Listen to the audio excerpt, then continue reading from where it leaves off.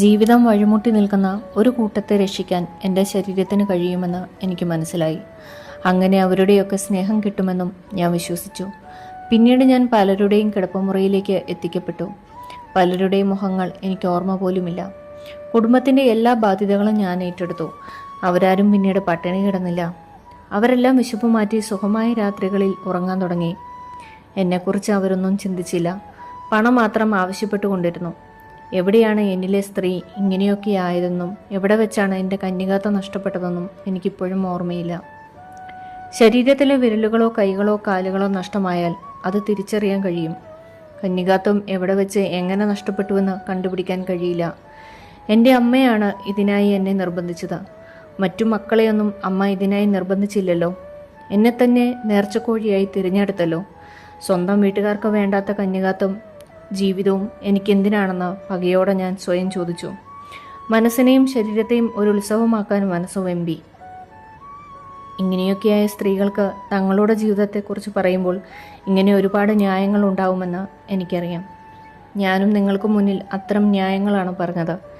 പക്ഷെ ഒരു കാര്യമുണ്ട്. അന്നും കത്തുന്ന വേദനയോടെ ഞാൻ എന്നോട് തന്നെ ചോദിക്കുന്ന ഒരു ചോദ്യമുണ്ട്. അമ്മ എന്തിനാണ് എന്നെ മാത്രം ഇതിനായി തിരഞ്ഞെടുത്തതെന്ന് ഇന്നും ചില രാത്രികളിൽ ചില പകലിൽ ആ തീച്ചൂടുള്ള ചോദ്യം ഞാൻ ഉരുവിടാറുണ്ട്. എന്തിനായിരുന്നു അമ്മ എന്നെ മാത്രം വന്ന അങ്ങനെയൊരു വഴിയിലേക്ക് ഇറക്കിവിട്ടത്? ആത്മകഥ ഷക്കീല, ഒലിവ് ബുക്സ്. ഷക്കീലയുടെ ആത്മകഥ വായിച്ചു മടക്കിയപ്പോൾ എഡ്വേർഡ് ആൽബിയുടെ വരികളാണ് എനിക്ക് ഓർമ്മ വന്നത്. ഞാൻ ബലിയാടായി തുടരുക തന്നെ ചെയ്യും, മറ്റാരെങ്കിലും അതാവേണ്ടിയിരിക്കെ. എൻ്റെ കണ്ണുകൾ നിറഞ്ഞു. പിന്നീട് ചാനലിലെ കോമഡി പരിപാടികൾക്കിടയിൽ അതിഥിയായ ഷക്കീലയെ കണ്ടു. മനുഷ്യവിരുദ്ധമായ തമാശകൾക്ക് ഒത്താശ പാടി പലരും ചിരിച്ചപ്പോഴും ചിരിക്കാൻ കഴിഞ്ഞില്ല. ഷക്കീലയെ കാണുമ്പോൾ മലയാളികൾ ചിരിക്കും.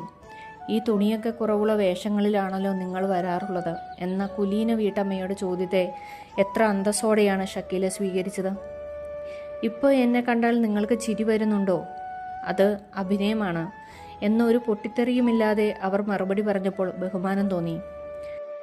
സ്വപ്നത്തെക്കുറിച്ച് ചോദിച്ചപ്പോൾ പ്രായമായവരെയും അശരണരെയും സംരക്ഷിക്കുന്ന ഒരിടമൊരുക്കിയാണ് തൻ്റെ ലക്ഷ്യമെന്ന് ദൃഢനിശ്ചയത്തോടെ അവർ പറയുന്ന കേട്ടപ്പോൾ ബഹുമാനം ഇരട്ടിച്ചു.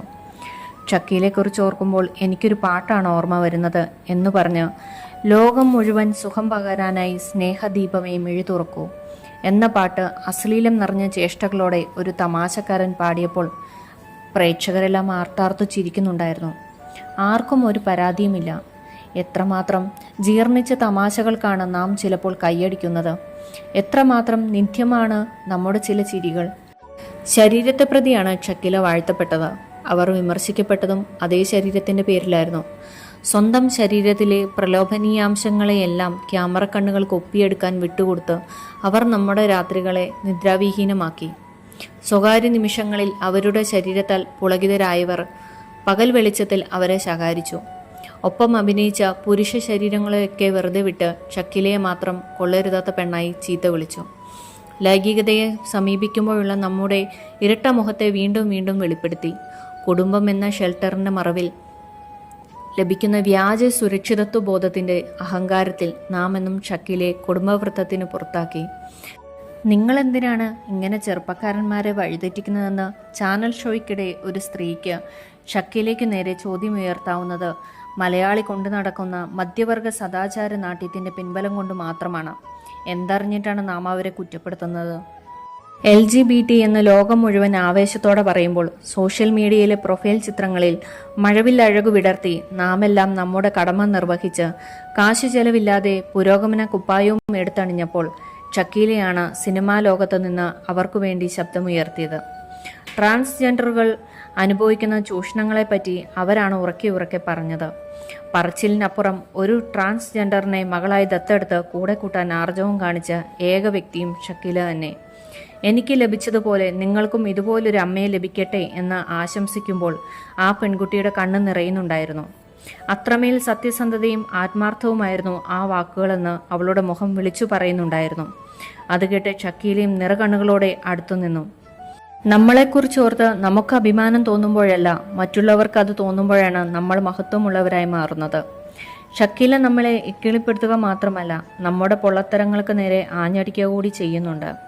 എൻ്റെ അമ്മയെ പോലൊരമ്മയെ നിങ്ങൾക്കും കിട്ടട്ടെ എന്ന് ഷക്കീല ദത്തെടുത്ത പെൺകുട്ടി ചാനലിൽ ആശംസിക്കുമ്പോൾ കുറ്റപ്പെടുത്തിയവരുടെ എല്ലാം തല കുനിയുക തന്നെ വേണം. സാർത്ഥകമായ സാമൂഹിക ജീവിതം നയിക്കാൻ കഴിയുക എന്നത് അത്ര നിസ്സാരമായ സംഗതിയൊന്നുമല്ല. ആൺപെൺ സ്വത്ത് സംഘർഷങ്ങളിൽപ്പെട്ട് പരിഹാസത്തിന്റെ കല്ലേറുകളാൽ നിരന്തരം പരിക്കേൽപ്പിക്കപ്പെട്ട കുറേ പേരെ ഒപ്പം നിർത്താൻ അവർ കാട്ടുന്ന ആർജവമുണ്ടല്ലോ, അതൊന്നു മാത്രം മതി അവരെ ബഹുമാനിക്കാൻ. ഈ ബഹുമാനം കൊണ്ട് തന്നെയാണ് ഈയിടെ ഞാൻ അവരെ വിളിച്ചത്.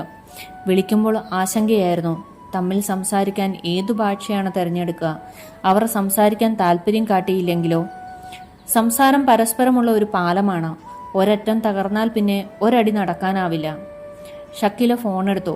ഹലോ എന്ന് ഞാൻ പറഞ്ഞപ്പോൾ യാരമ്മ എന്ന് സ്നേഹത്തോടെ അന്വേഷിച്ചു. അധികമൊന്നും സംസാരിക്കാതെ ഞാനൊന്ന് ഫോൺ വെച്ചു. പിന്നീട് വീണ്ടും വിളിച്ചു. തമിഴും മലയാളവും കൂട്ടിക്കലർത്തി അവർ സംസാരിച്ചു. ഉള്ളിൽ നീർക്കണങ്ങൾ നിറഞ്ഞു വിങ്ങിയ ഒരു മേഘത്തെ പോലെ ഇടയ്ക്ക് പെയ്തു. ആത്മകഥയിൽ എഴുതിയതിനേക്കാൾ എത്രയോ മടങ്ങ് കയ്പ് അവർ കുടിച്ചിരിക്കുന്നു. സംസാരത്തിനിടയിൽ എപ്പോഴോ അവർ പറഞ്ഞു, എന്നെപ്പോലെയുള്ളവർക്ക് മുന്നിൽ 2 ഓപ്ഷനേ ഉള്ളൂ. ഒന്നുകിൽ രാജ്ഞിയെപ്പോലെ ജീവിച്ച് ഒടുവിൽ അവഗണിക്കപ്പെട്ടും ഒറ്റപ്പെട്ടും മരിക്കുക, അല്ലെങ്കിൽ ആത്മഹത്യ ചെയ്യുക. ഞാനത് ചെയ്യില്ല, ഒരിക്കലും ആത്മഹത്യ ചെയ്യില്ല. അവർ ജീവിക്കട്ടെ, നിർഭയമായ മനസ്സോടെ ഉന്നതമായ ശിരസോടെ കോടമ്പാക്കത്തെ ആ ചെറിയ ഫ്ലാറ്റിൽ അവർ സ്വസ്ഥമായിരിക്കട്ടെ. ഓരോ മുറിവിനെയും അവർ ഓർത്തുവെക്കുന്നുണ്ട്. മുറിവിനോടുള്ള സ്നേഹം കൊണ്ടല്ല, അതിൽ നിന്ന് മുക്തി പ്രാപിക്കാനുള്ള അതിജീവന ത്വര കൊണ്ടാണ് ഓരോരുത്തരും മുറിവുകളെ ശുശ്രൂഷിക്കുന്നത് എന്ന് എവിടെയാണ് വായിച്ചത്? ഓർമ്മയില്ല.